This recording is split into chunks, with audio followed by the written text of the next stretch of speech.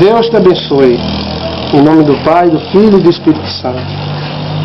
Seja bendito, seja abençoado. Muita luz esteja no teu caminho, dentro e fora de você. Seja cercado de luz e de bênção. É bom, né? É bênção em cima de bênção. Vamos falar sobre o centro do plano de Deus. Ou seja, a coisa mais importante do plano de Deus. O centro do plano de Deus. Vamos ler aqui em Hebreus capítulo 2, versículo 3. Diz assim a palavra de Deus: como escaparemos nós, se negligenciarmos tão grande salvação, a qual, tendo sido anunciada inicialmente pelo Senhor, foi-nos depois confirmada pelos que ouviram, dando Deus testemunho, juntamente com eles, por sinais, prodígios e vários milagres, e por distribuição do Espírito Santo segundo a sua vontade. Como escaparemos nós? Qual é o centro do propósito de Deus? Qual é o centro do plano de Deus? O principal objetivo de Deus para com o homem. Qual será? A Bíblia diz aqui em Hebreus, fala sobre a salvação. A salvação do homem é o centro do plano de Deus. Todas as coisas que o homem possa obter ou ter pelo Evangelho são secundários a esse centro do plano de Deus. Jesus não veio só para curar, enriquecer, realizar humanamente falando, nos dar poder sobre espíritos. Não. Uma certa vez, os discípulos saíram em Lucas capítulo 10, versículo 20, a expulsar os demônios e voltaram contentes, felizes, pulando de alegria, como é bom. Até os demônios nos sujeitam em teu nome, ó Mestre. Aí Jesus olhou para eles e disse: alegrai-vos, não porque se vos sujeitam os demônios, mas antes porque o vosso nome está escrito no reino dos céus. Então, Jesus colocou a salvação como centro, a principal coisa, e o resto é secundário: expulsar demônio, enriquecer, ser curado. Quem está doente quer ser curado, não é verdade? Quem está doente quer a sua cura. Isso é normal em qualquer ser humano. Mas o centro do plano de Deus não é esse. O centro do plano de Deus é justamente fazer o homem voltar-se para Deus, voltar-se para o seu Criador. Muitos fazem do Evangelho só uma forma de pensamento capitalista. Se a nossa esperança em Cristo se limitar apenas a esta vida, somos os mais infelizes, em outra linguagem, os mais miseráveis de todos os homens. 1 Coríntios capítulo 15, versículo 19. Então, se a nossa esperança em Cristo Jesus for só nesta terra, somos, na verdade, os homens mais miseráveis dela. A nossa esperança não se consiste apenas aqui, mas lá no céu, em uma vida eterna. Sabendo que esta vida aqui, ela se trata apenas de uma passagem, de algo passageiro, de algo que vai passar. Mas que o importante é sabermos que existe uma vida além do túmulo, que existe um Deus que vai nos dar essa vida eterna.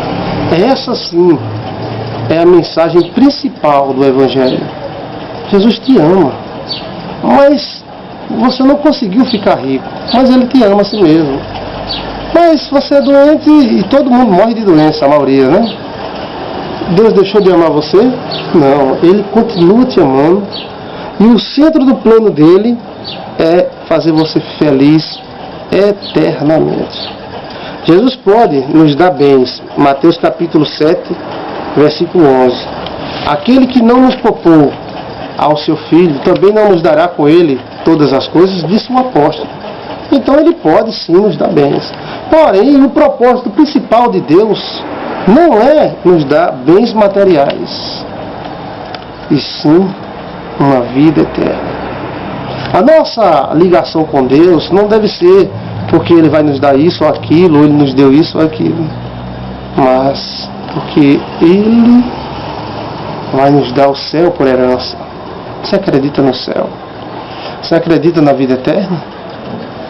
E essa é a nossa esperança, a nossa principal esperança. Confiarmos em Deus e sabermos que essa vida é uma passagem apenas e passa muito rápido, e que lá no céu iremos gozar com Deus a sua vida eterna. Na verdade, nós devemos nos alegrar, não por aquilo que Deus poderia nos dar, mas por aquilo que Ele já nos deu, que é a vida eterna. A alegria vem de dentro para fora, vem das coisas espirituais para materiais, não da material para espiritual. Material é importante. Sim, como é importante, meus amigos. Se você não tiver o material, você vai ser tão maltratado nesse mundo. A pessoa vale o que tem. Isso até na fé. Um pastor que chega num carro zero na frente de uma igreja, ele é mais bem recebido do que aquele pobre coitado que vem de ônibus. E isso é um fato, a gente não pode negar. Em qualquer lugar, qualquer estrutura da sociedade. Porém, o centro da mensagem de Deus não é isso. O centro da mensagem de Deus é paz interior, vida com Deus. Não esquecendo que você tem que viver também a sua vida material. Porque muitos usam isso e descartam a pessoa da vida material. Meu irmão, o importante é você ter Jesus no coração. Mas não tem dinheiro não para você ver a dificuldade, né?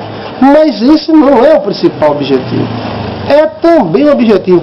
A nossa vida tem que ser equilibrada em todos os sentidos, espiritualmente e materialmente. Sabendo que o nosso propósito é estar com Deus. O seu propósito é estar com o Senhor Deus. Esse é o propósito final, né? Tendo equilíbrio em tudo, né? Também não adianta você pegar e ficar, eu estou dentro de uma igreja rezando, orando o dia todo, né? Você tem que correr atrás das suas coisas, mas saber que as coisas espirituais, tesouros espirituais, aguardam a sua vida. Aí, glória! Aleluia! Então há uma alegria, há uma paz em saber que a vida não se resume somente às picuinhas dessa existência frágil e passageira que nós estamos, né?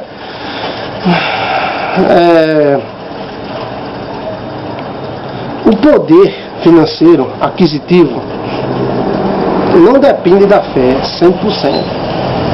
Algumas pessoas erram muito, porque eles dizem, você tem fé, você consegue as coisas, tudo bem.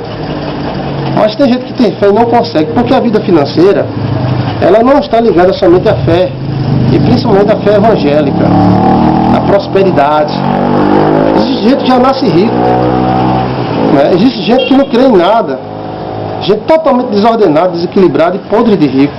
E quanto mais ele fica perturbado nessa vida, mais ele fica rico. Ou você pensa que só quem tem dinheiro é que tem fé? Existe gente que é verdadeiro demônio nessa terra. Tem 5, 6 carros novos e se você quiser ele dá dinheiro para você. Então nós não podemos associar a fé ao dinheiro. Fulano tem fé, então fulano tem dinheiro. Fulano tem dinheiro, então fulano tem fé. Nem a dízimo. Tem gente que nunca deu R$1 na igreja e é podre de rico. Não tem uma dor numa unha. O importante é a salvação.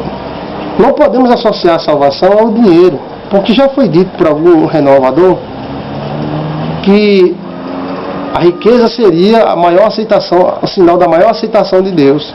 E a pobreza, um dos maiores sinais da rejeição de Deus. E ele viu que isso não é realidade, não. Não é realidade. Existe gente extremamente boa, pacífica e amorosa e fervorosa que não conseguiu ser rico. Existe gente estúpida, ignorante, safada e conseguiu. Então não podemos associar a salvação ao poder aquisitivo de alguém ou de algum grupo. Nem o crescimento de igreja. A minha igreja está crescendo, é porque Deus está aprovando, a minha igreja está grande, olha só.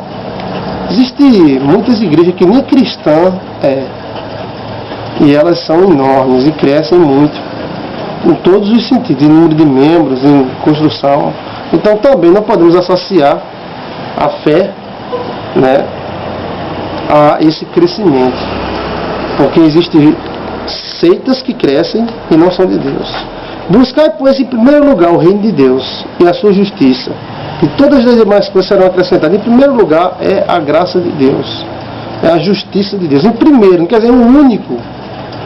Eu só estou buscando a Deus, agora é só, meu Deus do céu, é só Deus, meu Deus, não. Buscar em primeiro lugar, ou seja, dá prioridade ao reino de Deus, mas corra atrás das suas coisas também. Corra mesmo. Seja sábio, inteligente, use a cabeça. E você vai ver o que Deus vai fazer na tua vida. Amém? Mas o centro disso tudo e a principal coluna da nossa alegria é que Jesus veio trazer salvação para nós. Amém?